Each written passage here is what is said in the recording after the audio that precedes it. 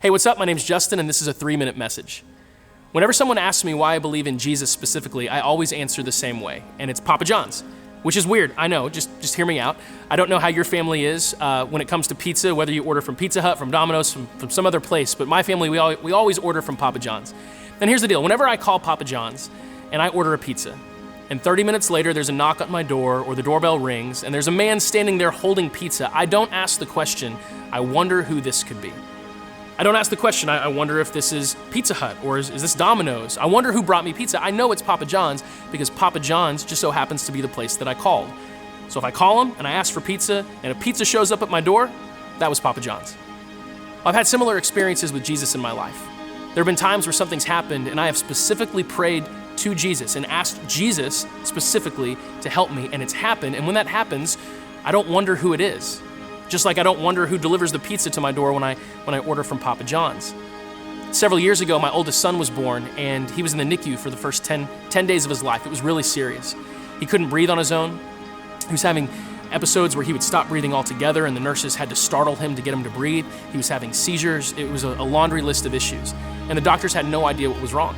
They did test after test after test. They couldn't figure it out. And every time they tested something, they would now have to test for something even more serious. It was a pretty scary ordeal. It got to the point where I was so completely broken and desperate that all I could do was cry out and pray. And I prayed in a way I'd never prayed before. I prayed with a level of intensity I just never prayed before in my life. And I specifically prayed to Jesus Christ, and I asked Jesus to heal my son. A few days later, he ended up going home from the hospital. The doctors never figured out what was wrong with him. All they knew is that the breathing episodes stopped, the seizures stopped, and every test they ran, he seemed to be completely healthy. They even gave us caution. They said, hey, look, obviously something happened. We don't know what it is, but just be really cautious. They gave us a device that he had to wear around his chest for the first 6 months of his life that would measure his breathing, and if it stopped, it would go off. There would be like an alarm. Never went off once. I have no doubt in my mind who did that. It's Jesus. Because he's the one I asked. When a pizza shows up at my door after I call Papa John's, I know it's Papa John's. And when I pray to Jesus and I ask him for something and he delivers exactly what I need, I know it's him.